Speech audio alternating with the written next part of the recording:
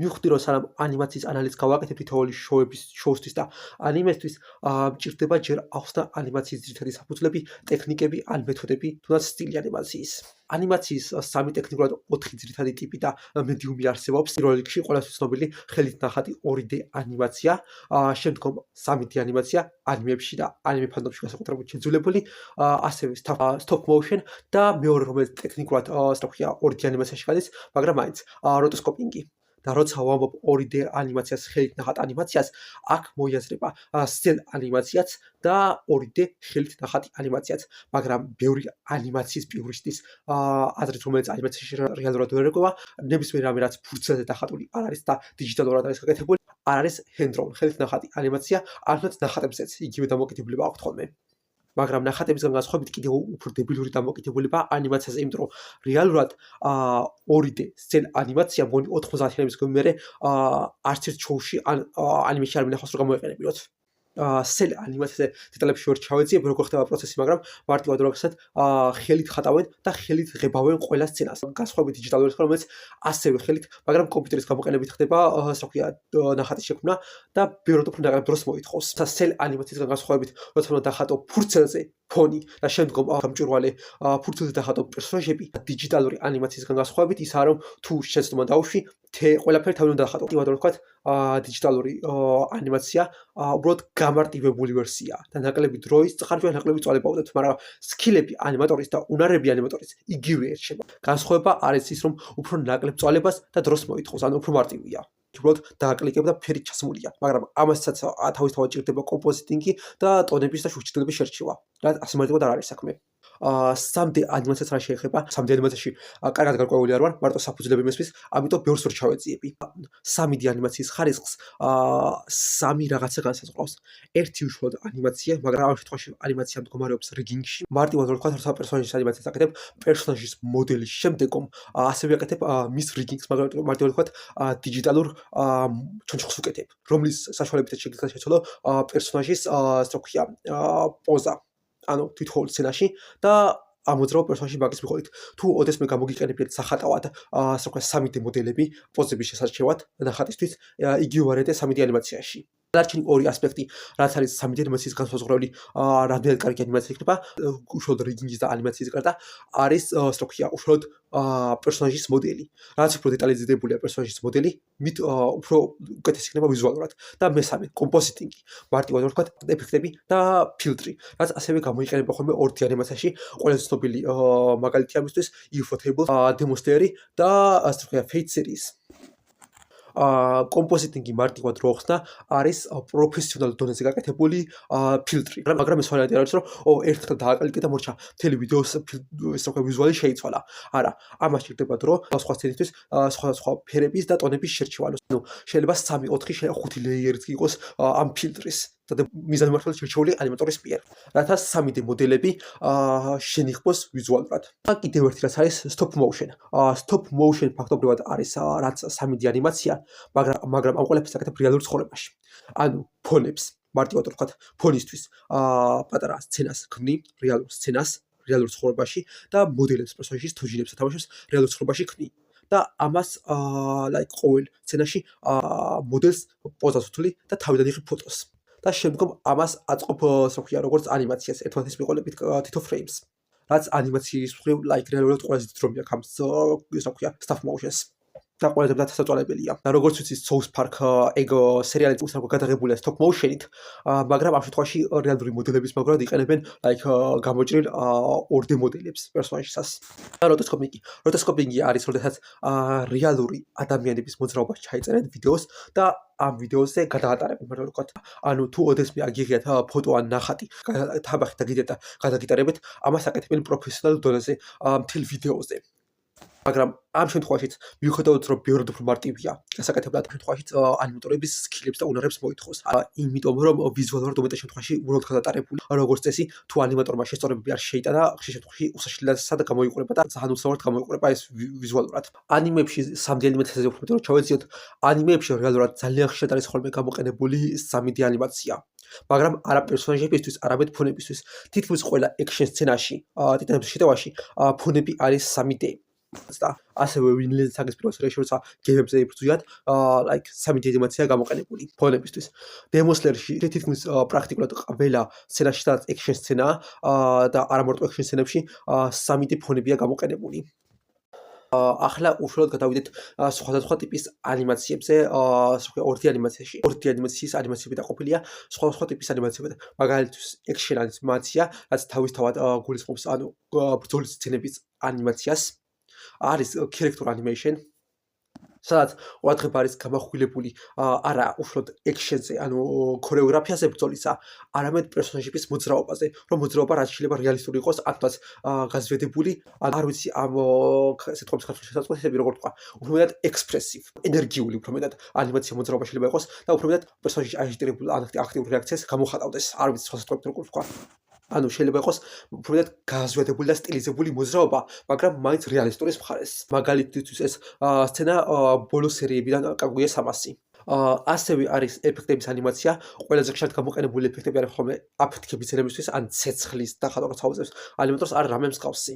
ასევე ტექნიკურად ესეც character animation-ში გადის პერსონაჟის ანიმაციაში, მაგრამ ასევე ძახიახობებს აკეთე creature animation, არსებების ანიმაცია, ანუ ნებისმიერი არსება, რომელიც ადამიანი არ არის, მაგრამ ასევე თმის და ქსოვილის ანიმაცია, ამის კარგი მაგალითები იქნება Free-Ren და My Dress Up Darling-ი და ბოლოს კიდევ ერთი მნიშვნელოვანი რასაც უმეტესობა ანიმატორს რო კითხო ყველაზე რთული გასაკეთებელია არის ფონები, მაგრამ არა 3D, არამედ 2D ხელით ნახატი ფონები.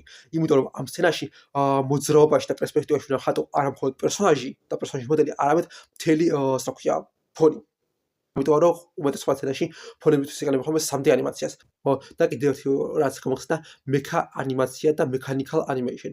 მექა ანიმაცია ძირითადად რობოტებისთვის და მექანიკალ ანიმეიშენ ნივთების ანიმაციებისთვის, როგორიცაა მანქანები ან ტრანსპორტი, ან თვითმფრინავები. თუ არის თავისთავად გამოყენებული 3D ანიმაცია და არის 2D ნახატი. ასევე frame rate-საც შეეხება ტერმინი FPS, 24 FPS, 64 FPS ან 12 FPS.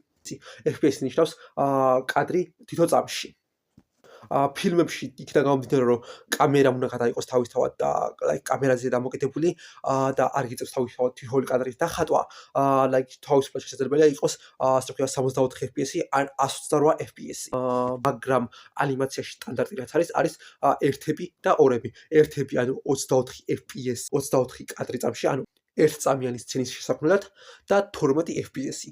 12 ინდივიდუალური ნახატი დახატული ერთწამიანი სცენის შესაქმნელად. ასევე ცოტა რომ ანიმაციის production წარმოებასაც შევეხოთ, აქ არის ძირითადად რამდენიმე ეტაპი ანიმაციის შექმნის.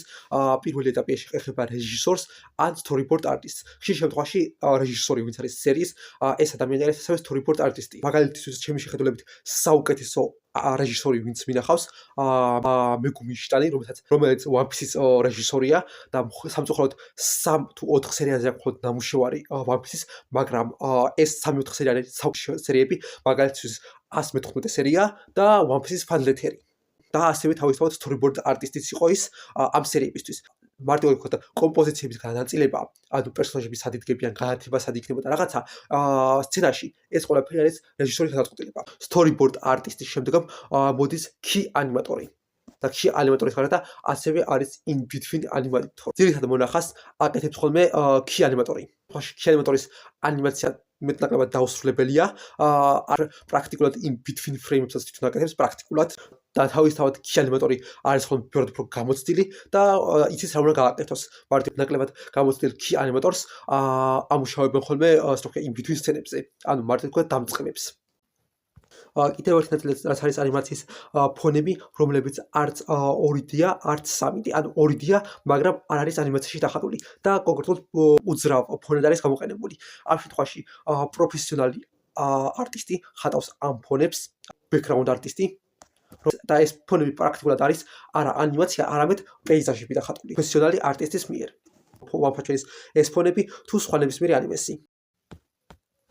და ასევე რაც შეეხება art directions და visuals, ხშირ შემთხვევაში არა მხოლოდ art directions-თან ერთად ანიმატორებს, გამოცდილ ცნობილ key ანიმატორებს აძლევენ უფლებას, რომ ანიმაცია გააკეთონ თავიანთ უნიკალურ სტილში. ანუ რეჟისორი აძლევს ამ ანიმატორებს, რომ წავიდნენ off model. გამომდინარე სცენიდან ან სიტუაციიდან, კონტექსტიდან, ანუ რაცაც აკეთებენ. მაგალითისთვის თუ აკეთებენ პერსონაჟის, რომელიც ძალიან ჩქარა მოძრაობს, ლოგიკურია, რომ უფრო მეტი smooth frame-ები იქნება და პერსონაჟის მოდელი მოძრაობაში არეული იქნება. ან მეორე შემთხვევაში, როდესაც უნდათ ამ პერსონაჟის განრისხებით არამე განსხვავებული გაზრდებული ემოციის გამოხატვა და ეს არის გაკეთებული მიზანმიმართულად და არის სტილიზებული ანიმაცია. რასაც ძალიან ხშირ შემთხვევაში ფანები აწერენ ხოლმე inconsistent ანიმაციას, ცუდ ანიმაციას ან ნაგავ ანიმაციას. რაც მოხდა მაგალითად შინ გოიამაშიდას ეპიზოდში ნარუტოს და ფინის ბრძოლაში ან ნარუტოს სხვა ანიმაციებში. სხვაობა off model ანიმაციას შორის და სტილიზებულ ანიმაციას შორის. მაგალითად შავკლავერში, როდესაც მოძრაობა გაზვიადებული არ არის, უნდა იყოს ჩვეულებრივი ანიმაცია, ან პერსონაჟი უბრალოდ ერთ ადგილას დგანან და არ მოძრაობენ, ამ შემთხვევაში ანატომია უნდა იყოს თავისთავად სწორი. ან თუნდაც ჩვეულებრივი სცენა იყოს და უნდა სტილიზებული გაკეთება, მდელობაში მაინც ანატომიურად სწორად უნდა იყოს დახატული და შეცდომები არ იყოს, რაც არ არის ხოლმე. და ამ ყველაფრის შესწორება ევალება chief animation directors, რაც შავ კლოვერს არ ქონდა დიდი ხნის განმავლობაში. იმდენად საშინელი production წარმოება იყო შავი კლოვერის და იმდენად საშინელი პირობები და განრიგი ჰქონდათ. საშინელი წარმოების პირობებით, რაც სტუდიო პირობებით ცნობილია, ნარუტოს 4 სერიაზეც ძალიან დიდი ეჭვებია.